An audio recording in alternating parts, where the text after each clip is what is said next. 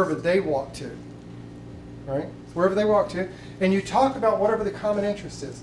When their side of the conversation starts winding down, then I turn around, make eye contact, and I'm going to show you a video of this later on today. Make eye contact. You mind if we go to the kitchen table? See how my behavior is congruent with. If they follow me, now some of you are thinking, well, what if the kitchen's not that way? What would they do if it wasn't that way? Hopefully point you in the right direction. Oh, isn't that funny how that works?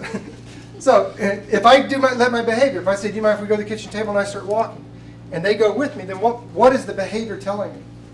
They're interested. Well, they're involved, right? Aren't they involved? What did the car salesman have you do? Test drive. Test drive the car? So they're starting to be involved in the process. You see how that works? We get to the kitchen table, and what do I want to do at the kitchen table? Keep the end in mind. What do I want to accomplish? Get the check.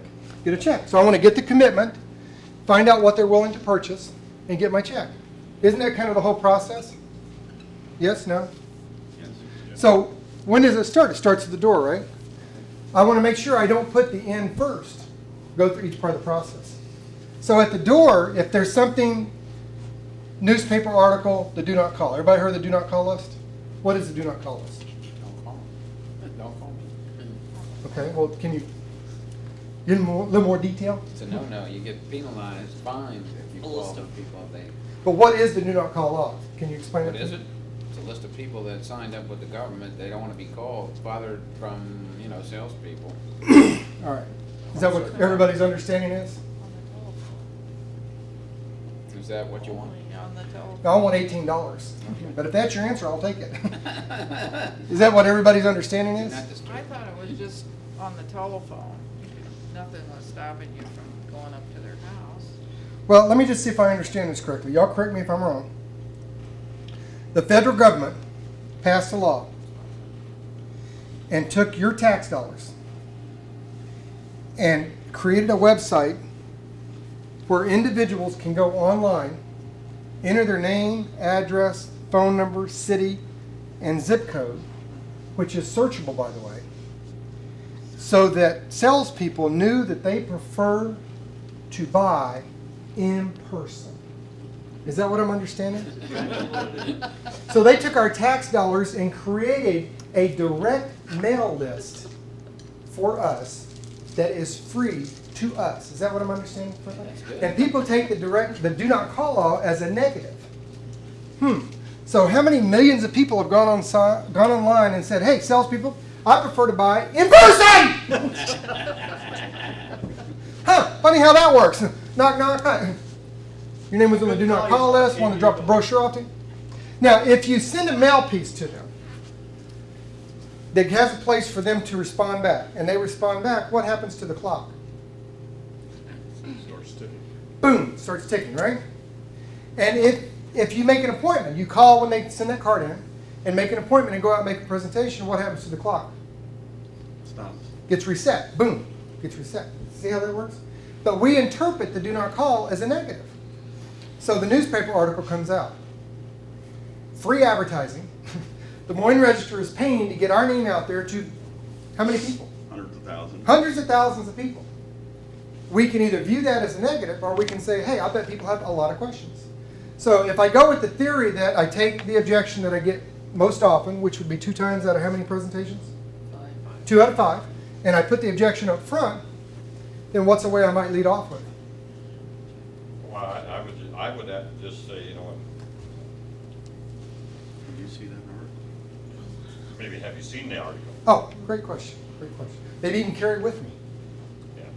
Okay. So again, we're going to talk But I look at it as an opportunity because, if you look at our long-term cares and those now, assisted living is listed right in there. Well, let me ask you a question. Does American Republic manufacture long-term care? No. Oh. So if the 94-year-old's long-term care claim was denied, who denied it? The writer. Which is who? John I Hancock. don't even know what that. John Hancock. Oh, was it John Hancock? Yeah, yeah. We sell John Hancock long-term care. I know, but how many Not years back have we then. sold it? It was ours. Yeah. Huh? It was ours back then. It was our manufactured product? Okay, not the co-branded product? No. Okay. So Whatever. whichever product it was, would it be normal for the consumer to have a concern about that? Oh, absolutely. Absolutely. So what should we do? Well, I'm just saying, It's on the new and improved. Talk about, ooh, something new, we got to sell some more. So the key to getting in the door, just to kind of close this part up and move on, but we'll go through more specifics this afternoon and tomorrow is, and not to wax philosophical on you, but people talk from their frame of reference and people hear from their frame of reference. I went out and field trained in Moline, Illinois with an agent. He had not worked the senior market before, and he wanted to work the senior market. So he had leads, turning 65s. Everybody know what turning 65s are? It's the name of individuals turning 65. And so I usually when I do training out in the field, in an office, like a Monday meeting or something, I'll come out and I'll do field training with an agent either before or after. So I'm out field training with him, and we go and we knock on, I don't know, maybe half a dozen doors, and he turns around to me and he says, see, this is the problem I have with these leads, is I can never get anybody home. So, well, let me look at them. So I look at them, and if you were, just in your own mind, just for your own life, if you were 64 years old, and you weren't going to turn 65 for another 6 months or 5 months or 4 months, at 10:30 in the morning, where would you most likely be? Work. Oh, you'd be at work. Huh? So, which is what I asked the agent, because my role is really just to kind of facilitate and watch it and then kind of give some input afterwards. So he starts his process, does his little spiel, and the lady says to him, he says, who do you carry your Medicare supplement with? And the lady says, and I'm going to tell you almost word for word what she says, oh, I've got a great agent. Greg is with United, and he takes great care of me. And the agent, and I'll show you the body language and the words that this agent used. He's got his little kit with him, right? Here's the behavior he used. He drops his hand down, takes one step back, and says, can I tell you one thing? Now that's the behavior. Now in my mind, here's what I saw. I saw him, like the old Al Capone days, pull out a shotgun and cock it. He's ready to shoot the company, right? Now, if you do better when you feel better, and you feel better when you win, what was he going to accomplish by bad-mouthing the company? What did she say when he said who you carry your Medicare supplement with? She liked the She agent. likes it. She liked the agent, right? So, why would I get in a power struggle over that? So he did his little spiel, and she says, oh, when my husband died, they paid everything. He's great. I'm not interested in anything. So I stepped up and I said, well, it sounds like you have an agent you have a lot of trust in. Absolutely. And it sounds like you're with a good company. Right? United's a good company, and they have a good plan, and it sounds like you got the benefits you're looking for. Oh, yes, they did a great job. I don't have any needs at all. But do you mind if I ask you a question? Sure. Who just recently retired in the neighborhood? Oh, well, Bob and his wife, he retired just recently from the manufacturing plant, whatever the name of the company was in Moline. And I said, and where are they located? And she stepped forward and pointed the house out. I said, and would you be okay if I told him we stopped by and talked to you? Oh, yeah, that's fine. So we went over to the house, went in and made our presentation. They were busy. We went back that night and sold them that stuff. Does that make sense to you? We want to keep the end in mind. What am I looking for? Yeses, right? I'm looking for yeses. So when I go to do this approach, I'm not going to slam the company. I treat it as more normal than abnormal. Why would I waste my time trying to, a man convinced against his will is of the same opinion still. Does that make sense? So even if I got to the door and their reaction was, no, I'm not interested, I've already got insurance, which could mean what?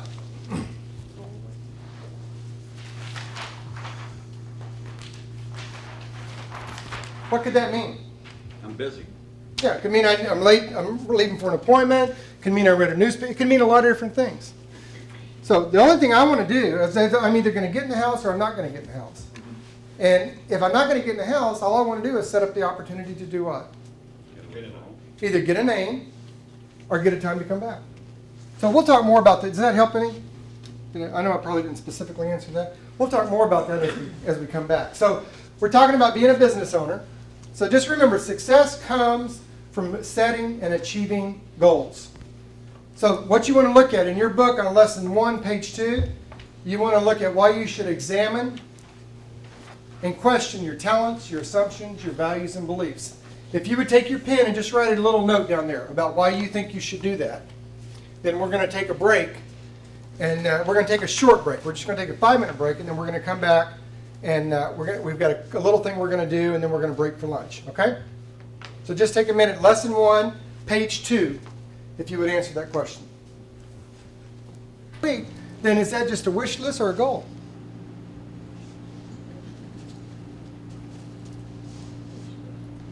Say louder. A wish list, sure. If a goal is something I want to accomplish, then I want to have a plan to get there. Does that make sense? So on this type of goal, if I want to make $100,000 a year, knowing I have to make $400 a day, what are some of the things I would need to know? Ah, so in other words, I'd have to know, to get the appointments, what would I have to have? And who would I be calling? So I'd have to have some names, right? Now, in some ways, I think we do injustice because, you know, in the old days, prospecting was very simple. We did the 3-foot rule. Anybody within 3 foot we talked to. Now, today, you have leads, and we give you a piece of paper with a label on it, and the label says what kind of lead? Major med, right? Has some kind. It labels it as some kind of lead. So your perception when you make the phone call is you're selling what? Now, the problem with that is that if they didn't qualify for a major med, does that mean they don't qualify for any other products we have? No. So if they didn't qualify for a major med, what could they qualify for? Life insurance. They qualify for life insurance. But if you're calling to set up an appointment for major med, would you know that there might be a need for life insurance there? How would you know that? Ask. Yeah, you'd have to get in the door first, right? So you have to have names. So I'd have to have names, and then I'd have to contact the names, right? Is everybody with me? And when you contact the names, is everybody going to say, yes, come out, I want to see you? So I'd have to know how many calls I have to make in order to get what? Appointments. So, in other words, I'd have to make contact. And those contacts would result in what? Appointments. Now, I call it a possible appointment. Has anybody ever had a no-show in sales? What's a no-show? You go there. Well, I have to be honest with you. I started in 1977 with John Hancock, and I've never had a no-show, ever. See, I show up every time. So we changed the way we look at things, and you have a me show. And the reason I would have a me show is, let me ask you a question. And this might be different where you're from. I currently live in Newton, Iowa. And in Newton, now tell me if it's different where you guys are from, but in Newton, if I live here, and I make an appointment with Tony here at 9:15, and I get to Tony's house at 9:15, and he's not there, in my neighborhood, I don't know about in your neighborhood, but in my neighborhood, there's also a house here, and a house here, and a house here, and a house there. Well, in my neighborhood, we even have a house across the street. Do you have that? Isn't that funny how that works? The interesting thing about this is most insurance agents, if they have an appointment with Tony at 9:15 and they go out and knock on his door and he's not there, what do most insurance agents do? What do most salesmen do? Exit. Yeah, they get back in the car, they drive all the way back home, whining and crying, and who are they bitching about? Yeah, well, they're saying the leads suck, right? Bad training. In fact, I do a survey. I started doing this 4 years ago. Every time an agent leaves the American public, whether we terminate them or they terminate, I send a survey form out. And I get about a 7% response rate. We actually get a pretty good response rate. In 4 years, I've yet to get a survey back that says, well, and it asks questions like, how was your training? How long have you been thinking about leaving? Do you think other agents were thinking about leaving? How'd you like your manager? How was underwriting? How was leads? It asks a lot of these questions. Ask questions about the current job. What's different about your current job than when you were with us? And we get some pretty good responses back on it. Do you know I've never got a survey back that says, well, you know, to tell you the truth, I lied to my manager. I wasn't serious about building my own business. I wasn't willing to commit the time. I wasn't willing to invest my money in growing my own business. The truth is I was looking for a guaranteed sale. I wasn't willing to make the phone calls. And I did not see the training my manager gave me as something I was willing to do. You know, I've never got a survey. What do you think the surveys say when they come back? Lead suck. Yeah, my manager sucks, lead sucks, training sucks, underwriting sucks. Everything but him, huh? That's all. Have you ever noticed when you point a finger at somebody, there's always three pointing back at you? None of the surveys ever say that. They go out, knock on the door at 9:15, he's not there, they drive all the way back home. Now here's what's interesting about this. When they drove back home and they drove out to the appointment, how many strip malls do you think they passed? Dozens. How many small businesses do you think are in those strip malls? Dozens. Yeah, they'll pass 75, 100 strip malls, small businesses. And what they do is they get back to their home, call the manager. These leads suck, man. I've got to get enough prospects. How do I get in front of more people? Funny how that works. How many of you in this room today, just I'm not trying to pick on anybody, but raise your hand, have bought gas in the last week? How many of you use your credit card to pay at the pump when you bought gas? Sometimes. Shame on you. Shame on you. Who do you need to buy your product? People. People. And how many people did you meet at the pump? None. Oh, where are the people at when you buy gas? Oh, they're inside. So where do you think you should be? See, it's a people business, right? It's a relation. We have to build relationships with people, and yet we go about our daily life and running our business avoiding who? People.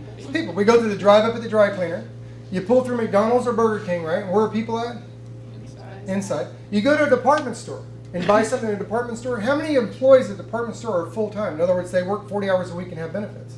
Almost Hardly none. anybody, right? They all work 37 hours a week or less. How many of you went in the department store in the last 3 months? None of you went shopping in the last 3 months? Oh, okay. Yeah. This is a participatory class. Okay.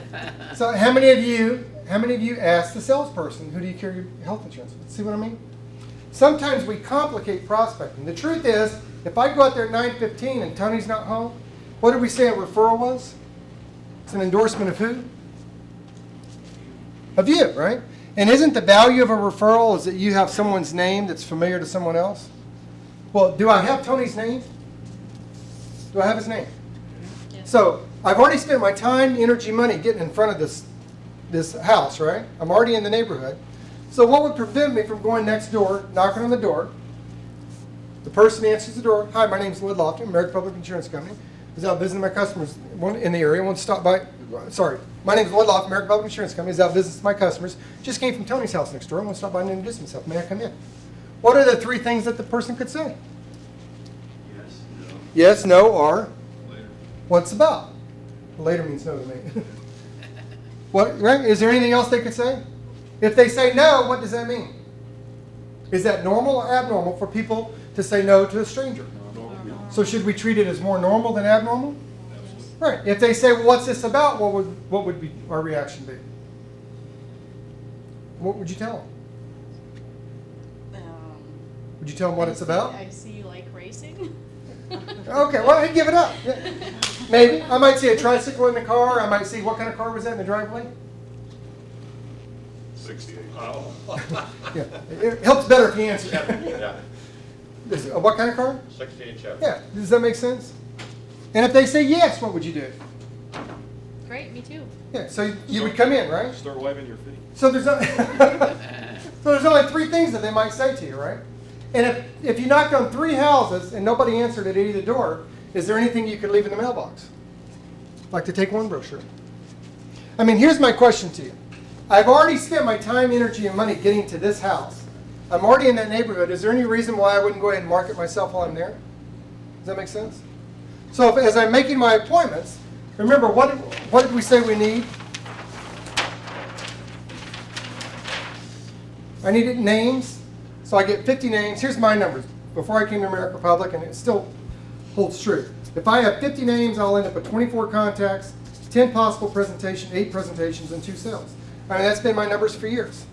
So that means if I have 50 names, I don't care if I just open the phone book up. If I call 50 numbers, on average, 24 will answer. That's a contact. Of those 24, 10 will agree to talk to me. Of those 10, 8 will actually sit down with me, because what happened to the other 2? They're me-shows. Who said no-show? Okay, slap yourself. We don't have any no-shows. We have me-shows, right? Are you going to show up? Then how's it a no-show? As long as you show up. And that's what happens. What do agents say? I'm putting together a little dictionary. It's called Agent Talk. And because here, what do agents say? When they're called to make an appointment and they ask all these health questions on the phone, why are they asking the health questions? To qualify them. Because why? Why do you want to qualify them? See if they You don't waste your time going out. Oh, so you don't waste your time. Now, here's the way I interpret this. The reason we ask health questions on the phone is to make sure they qualify for a product, which is another way of saying I either don't know my other products or I'm not confident in my ability to close. When agents say I won't waste my time, that's another way of saying I can't afford the gas to go out there. Because if you need a guaranteed sale, guys, my encouragement to you is quit immediately, turn your material in, and get a job at McDonald's. Did you know at McDonald's that there's a guaranteed sale every time someone walks in? Did you know that? Everybody that walks in buys something. They'll buy a Coke, they'll buy a fry, they might even buy a number 3. And if you're behind the counter, guess what you just did? You just made a sale. Right. So that doesn't happen in our business. The reason agents ask all the health questions on the phone is because they're not confident in their other products. And really, what does qualifying mean? qualified for what? Well, I'm asking, qualified for what? Ah, for what now? Health. You have a lead that says Major Med, so you're qualifying for health insurance, which assumes that you're not going to be presenting what? The other products that we have. Do we have other products? Yeah. If someone didn't qualify for Major Med, could they qualify for Care Assist? So when you're qualifying them on the phone, are you looking to rule them in or rule them out? Ah, rule them out. Huh. Now, how many sales will you get by ruling people out? Not many. Oh, okay. So, What's your odds then? so if I'm qualifying, should I be qualifying you or should I be pre-qualifying you? Should I get the? Well, we'll even jump ahead now, and then we're going to break. If I make a phone call, if your way of prospecting is to make a phone call, what's the purpose of the phone call? Huh? Appointment. To get the appointment. Is that true? Would everybody agree with that? Then what do the health questions have to do with the appointment? None. Do the health questions represent you getting the appointment, or do they demonstrate or represent to you what you may be doing once you get there? That. What you may be doing. Okay, so what business do the questions have, the qualification, what business does that have when you're trying to make an appointment? There's nothing. Let me do an illustration. Somebody give me a name of a,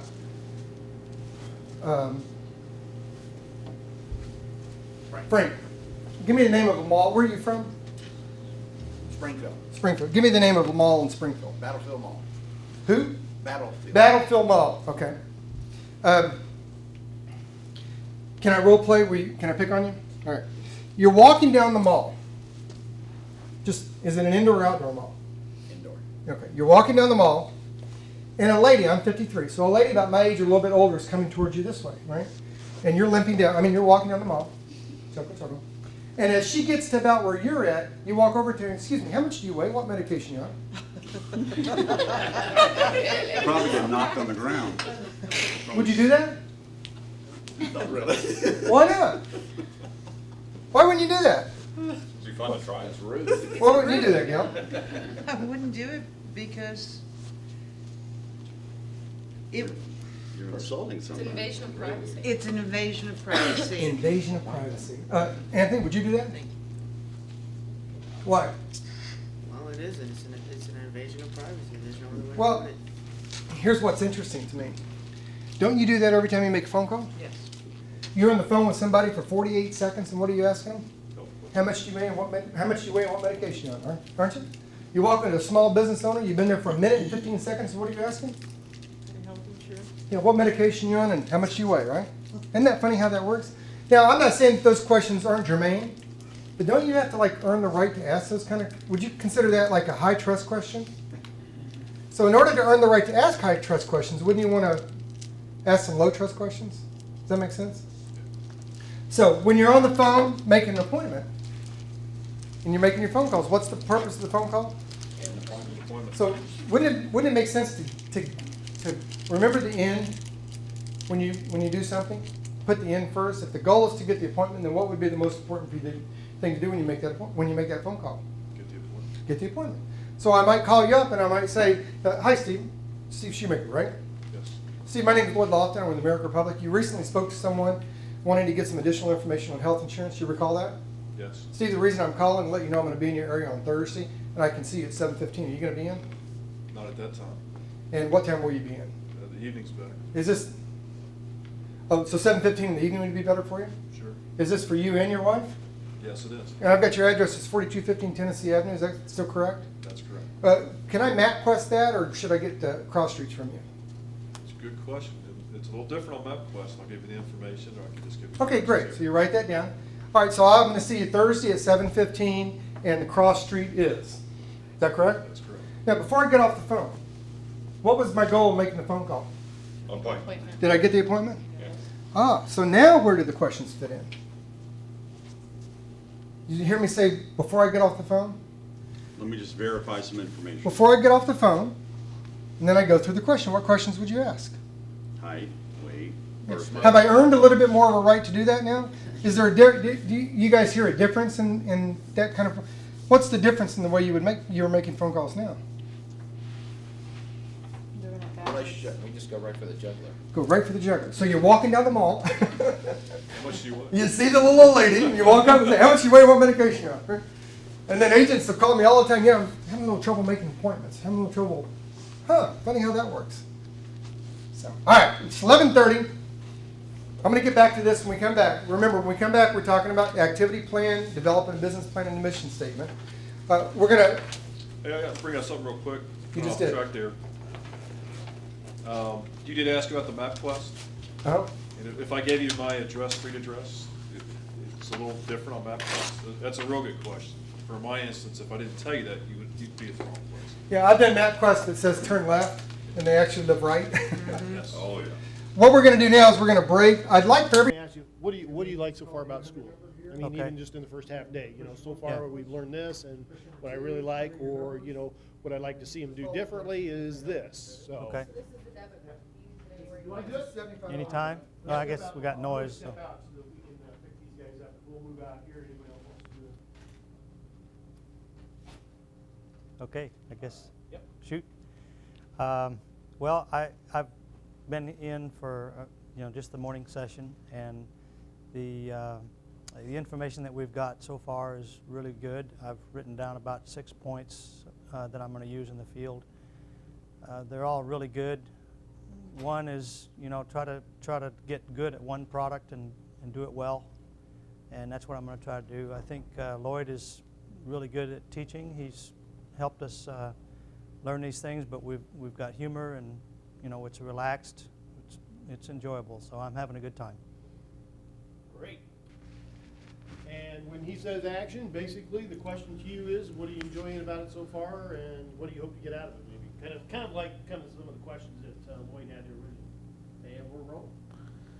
What I like about the course is the instructor, Lloyd Lofton. I think I've worked for a lot of major corporations, and I've gone through a lot of sales courses, including the IBM PSS course, and I think that Lloyd's probably the best instructor that I've seen thus far. So I think he brings a lot of enthusiasm, a lot of great ideas, and hopefully I can incorporate some of those into my selling processes, and it will make me more successful in the field, which means we'll all be more successful. We'll all make money along the way while we're helping people in the process.